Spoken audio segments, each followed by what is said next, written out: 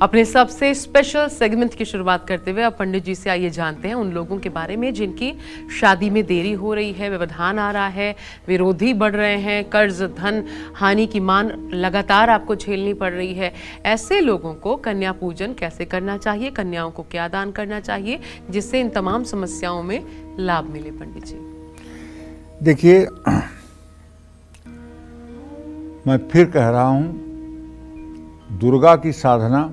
भगवती जगदम्बा जगत जननी की साधना से इस चराचर जगत में कुछ भी असंभव नहीं है। इस चराचर जगत में कुछ भी असंभव नहीं है, ये मैं पूरा विश्वास के साथ कह सकता हूँ, क्योंकि भगवती जगत जननी जगदम्बा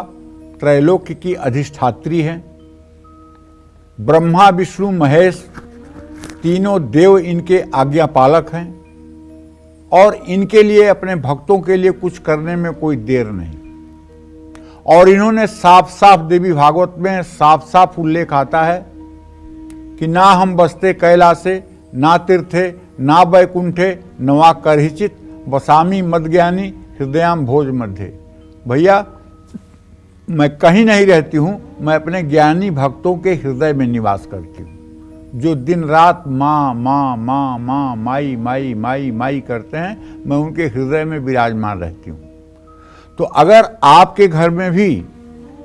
बच्चों की शादी में विलंब हो रहा है, विवाह के योग्य हो गए हैं लेकिन विवाह नहीं हो पा रहा है, किसी कारणवश नहीं हो पा रहा है, तो अगर आप नियमित कन्या पूजन कर रहे हैं तो आपके घर में तो ऐसी समस्या पहली बात आएगी ही नहीं। और अगर नियमित कन्या पूजन नहीं कर रहे हैं तो चाहे पितरदोष के कारण शुभ कार्य विलंब हो रहा हो, चाहे आर्थिक स्थिति के कारण शुभ कार्य में विलंब हो रहा हो, चाहे सकल सूरत लंबाई छोटाई के लिए विवाह में विलंब हो रहा हो,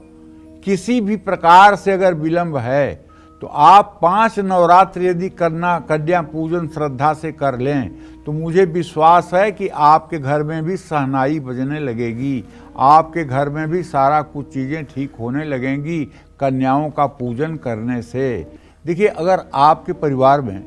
विवाह शादी में विलंब हो रहा है,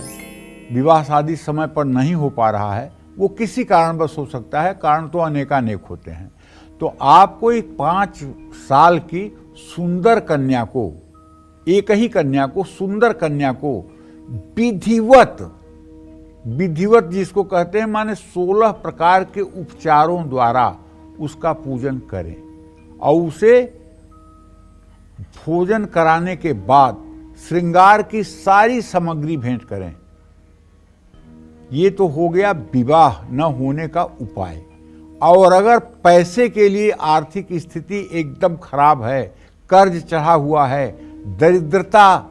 डेरा डाल दिया है, पैसे कहीं फंसे हुए हैं, तो आप 4 साल की किसी कन्या का चयन करके और उसकी विधिवत पूजा करके उसकी पूजा करिए, उसे भोजन कराइए और भोजन में खीर जरूर खिलाइए और पीला रेशमी कपड़े के साथ साथ दक्षिणा जरूर दीजिए, तो आपकी आर्थिक स्थिति में तत्काल सुधार होगा। और अगर दुश्मन परेशान कर रहे हैं, काम में रुकावट आ रही है, तो 9 साल की कन्या का विधिवत पूजन करने से, उसे वस्त्र देने से, उसको भोजन कराने से निश्चित रूप से आप सुखी हो जाएंगे। परिवार में अगर बहुत कलेश है तो 3 या 10 साल की कन्या को भोजन कराना चाहिए, इसके बाद उनको मिठाई भी खिलाना चाहिए। सभी तरह की समस्याओं से मुक्ति पाने के लिए 5 से 10 साल की कन्याओं का पूजन करके उनको जूस, फल और श्रृंगार की सामग्री भेंट करनी चाहिए। जय मां विंध्यवासिनी।